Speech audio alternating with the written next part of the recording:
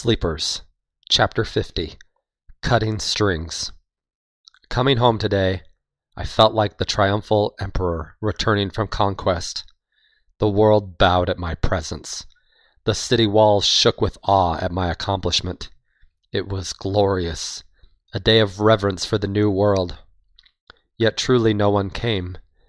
No one applauded. No one knew. No one would know. Stone sentinels guarding the courtyard path and giant sycamores in the city gardens were the only patrons at my parade. Tree limbs waved as I passed, but it was with deceit. The evening wind was picking up force. If I were an emperor, then my realm was that of Ozymandias, forgotten and devastated. Ray had submitted the final paperwork today to commence mass drug production and dissemination. The lab tests were complete. The Senate Sleep Committee's approval was in place, and the drug was finally ready to manufacture and market. It was a day worthy of celebration, a celebration for one. I entered my home to surrender to the moment years in the making. Jane had left furious yesterday and showed no signs of imminent return. Months ago, I had silenced our first real argument over blood relations, yet the fighting continued. She couldn't balance love for two men, but she'd return. Even if she would have to love two men, she'd be back. With the drug in place, the charade could now be over. Wanting my confidant, I thought of Carl. We had never imagined this moment. We had never dreamed of the aftermath, the world post-SleepFree. It was always the drug, not the outcome. We pictured my drug's creation, my laboratory, and the celestial honor bestowed by the clouds. Now I could contemplate what would come. Between sleep, work, and sleep, relaxing was a luxury in which I rarely indulged. It was time to breathe.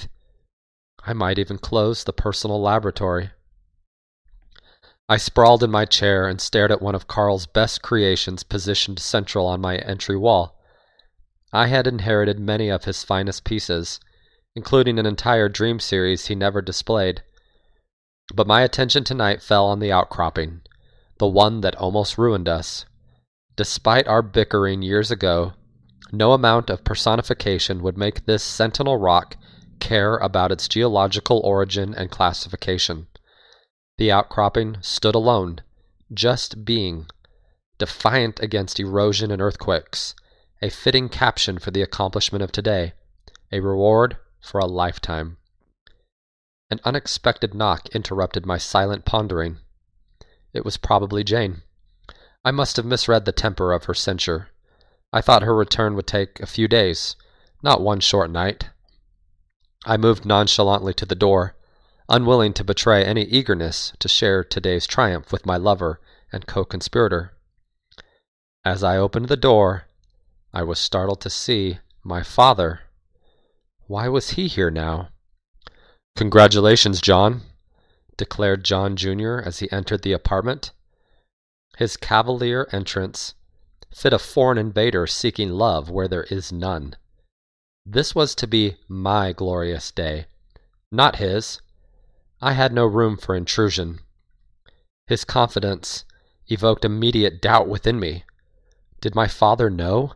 How could he? For what? I asked in mock innocence, prying to comprehend for what I deserved applause. "You did it, son. You completed the drug. Your work is complete." He dropped his umbrella at the doorstep, handed me his coat, and took a relaxed position on my living room couch. My father knew. How? His discovery of the truth left me sick and shocked. Worse, he had caught me off guard in my own home. I prepared to backpedal and justify my surprise when I realized his meaning. "Oh, Ray's new solution to the sleep cocktail," I replied incredulously as I hung up his coat. The nerve. "Yes, it is worth congratulations. We'll be to market in no time, a real win for the shareholders. Maybe I had some part if you believe the old wives' tales about inadvertent sleeper influence." Nothing like cynicism to obscure emotion. "No," he commanded. "I am referring to your true accomplishment." His presence consumed the entry room.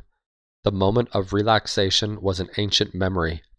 Ozymandias truly did stand amid ruin. Even the outcropping trembled. I don't know what you mean. Thankfully, I was an adept liar to my father. Sit down, John. My father grinned as he commanded the dance be done in the safety of the living room. Standing was my only hope of evasion. My father's tone remained calm and matter-of-fact, with a tinge of condescension in his wicked smile. John, you do know? Did you really think you could keep prying eyes off you for so many years? And in case you're thinking it, he raised a finger of warning, you cannot lie your way out of this. Lucius reciprocated on all that grant money by training me in the ways of my own son. If he could read you, I can too. This was not my ideal celebration. Solitude certainly trumps intrusion. I came from an intelligent family. He must have connected the puzzle pieces. Samantha had come closer than anyone in deciphering the truth, and my father was even smarter. I decided to adhere to denial and not let him control the situation. Okay, let's assume I don't know why I deserve congratulations. Please enlighten me. I would not reveal secrets undeservingly or unnecessarily. Stretching his back, my father found a comfortable position for a long discussion. There was no way to shoo him out now. His eyes narrowed on me, and, sensing my puzzlement and frustration, he shed the invader air. I'm your father. I have a lot to tell you. Let me start with a story. No, Dad. No metaphor. No parable. No symbol. Emotional hijacking loomed close. This was no time for a sententious monologue. I leaned in and glared. I am no longer a child, and I'm not stupid. I don't need an example to understand your point. Speak directly, speak quickly, speak to me as a peer. When I was a teenager, my father would not have responded so calmly to my spite, but today he came prepared for full-blown retaliation. That's fine, John. No story tonight, then. Just the truth. He paused to nod slowly. I came to tell you congratulations, honestly. I am not referring to anything Ray did of himself. I am referring to you, the creator. I know your work, your real work. I know you concocted a plan with Carl to develop a lucidity drug. I know that you attended Cornell with the sole purpose to destroy Ray and the sleeper system forever. I know you took Jane into your confidence in your final hours as you searched for and discovered the drug. I know what thoughts you planted in Ray's fertile mind. I know that, thanks to your vision, and he pointed at me proudly now, SleepFree will fail, and you will break the family curse, buying us forgiveness at last.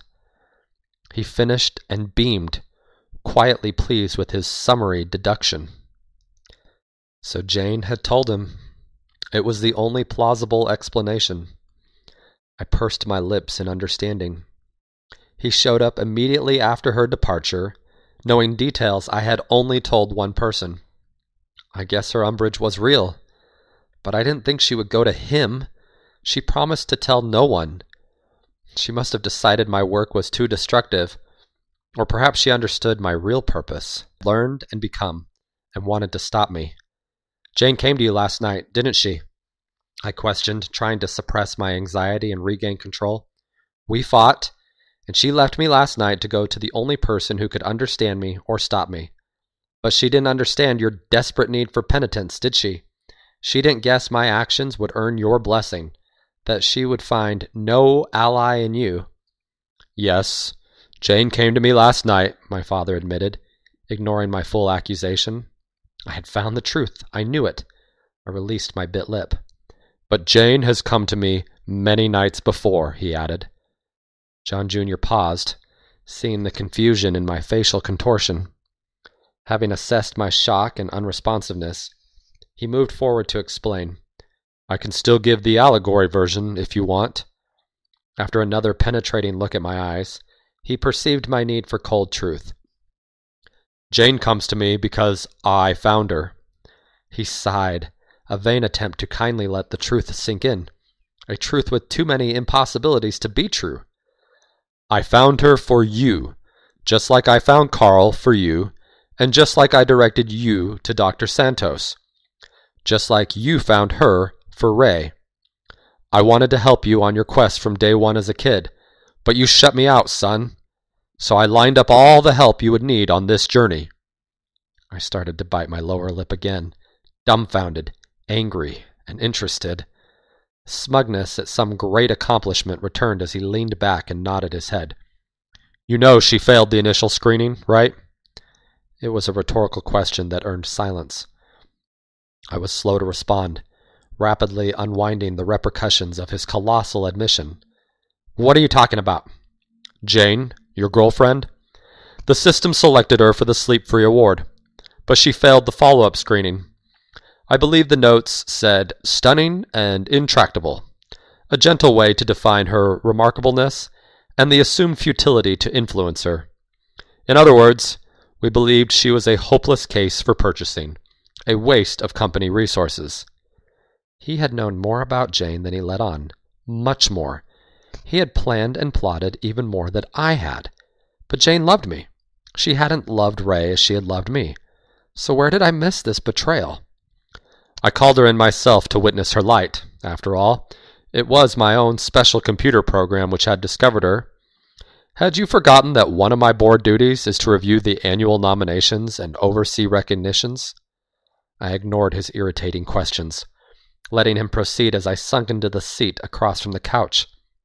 I had paid little attention to the odd assignments under my father's job description.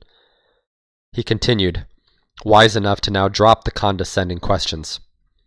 I was looking for a new asset, and she fit the bill. She was simplistically beautiful and complete. Jane repelled all my logic with sincerity and wit. I probed her staunch attitude against SleepFree, and she buried me in stark honesty. Went on and on about how much she hated SleepFree, hated what it did to her students, and how much she loved her own dreams. I couldn't make eye contact. My mind was not in this conversation. Though he certainly described my Jane, I could not believe her deceit. She had been absolutely supportive and committed. Why had she not told me this before?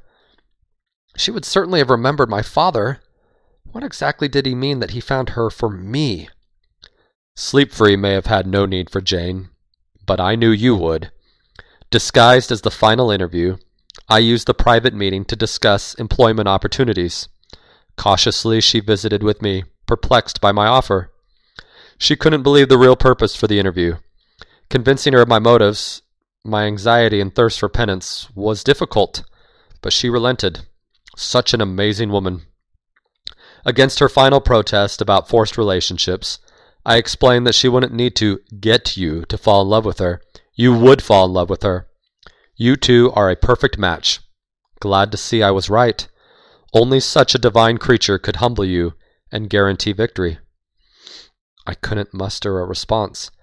I wanted to fight him, or at least speak, but nothing came out, and so he continued unchallenged. He raised his voice to check my pulse. John, are you listening? I'm a salesman from a long line of salesmen, and I sold her on this deal. It took a while that day, but she took the deal, and has played you ever since, giving you my subtle clues to lead you to success. Nightmares, spoon-feeding Ray, and so on. She fell in love with you along the way, snared by your brilliance. I believe that was her choice of words, not mine. So you did it, John. John Jr. clapped his hands in strange joy. Your drug will bring change and end SleepFree's dynasty. When millions are lucid, the system will fail. It has to fail. All of our hard work will come to fruition. I am so proud of you. I wanted to work with you all these years. I wanted to stand at your side, but I missed my chance. I did not foresee how fast you would loathe sleeping. I didn't predict your rapid turn on Ray early enough for me to be your ally or mentor, rather than a resented parent, the one forcing you to sleep. I had no choice but to work from the sidelines. I arranged your work with Carl. I enlisted Lucius before you ever started at Cornell. I even isolated Ray at work to buy you time from prying eyes, then brought him back when I felt timing was right. But you, John, you found the drug. We are the perfect team. He stood to come congratulate me, putting out his arms. I stayed still but lifted my head. So horrified by my father's depth of intrigue and the number of dominoes he had aligned, I could only ask one simple question. What was Sam you're doing then as well? John Jr. cocked his head slightly, signaling his perplexity in my first question after an avalanche of truth. No, he answered, placing his hand on my shoulder as if we had a normal relationship. Samantha was all you. I didn't believe you would have time for love in college, and I already had Lucius to keep me informed. Of course, after Samantha, I tried to duplicate the experience, but she is unique, and you had already run that course. I needed someone truly passionate and able to ingratiate herself in such a dark cause. We needed Jane. My senses were returning. Does Mom know? I reluctantly asked, wanting to test the edges of his spider webs. You know that answer. She'd never forgive the means for the ends. Not for her boy. She is naively aloof and very interested in your life with Jane. I stood up to meet his eyes and shrug away his hand, my senses and bravery returning despite the onslaught. Well, we ruined that perfect specimen. I'll let you tell Mother.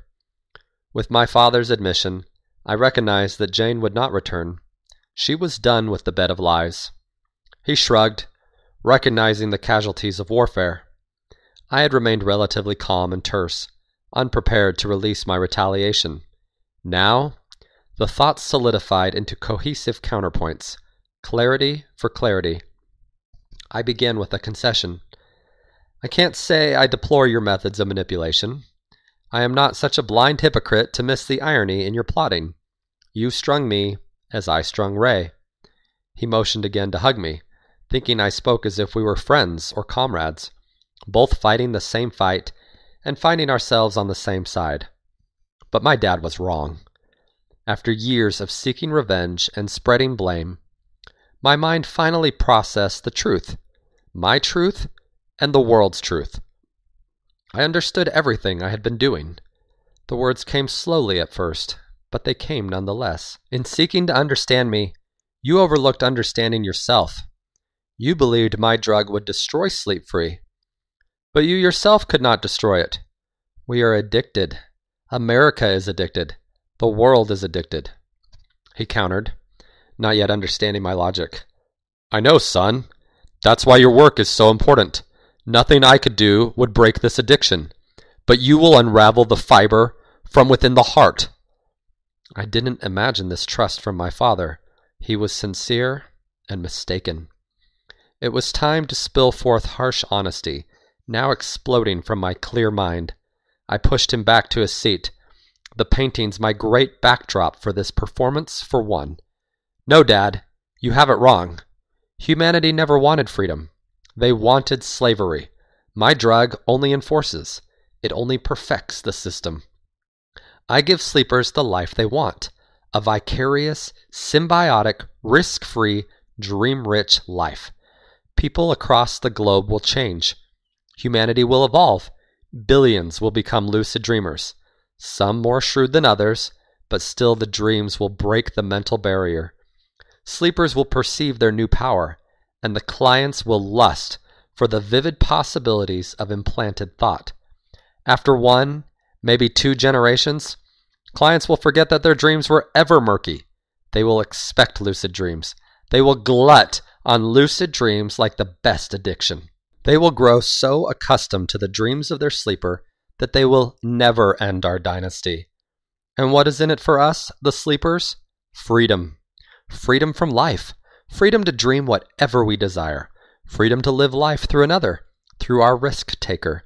Freedom to quietly crush our clients, exercising the real power.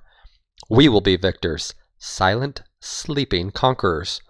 When someone finally recognizes the global change and tracks the source, it will be too late. I shrugged. The world will find it needs lucidity and will seek devolution. This is progress, and we know what happens to those who oppose progress. I was adamant and persuasive, albeit cynical, but he resisted this prophecy with firm fire.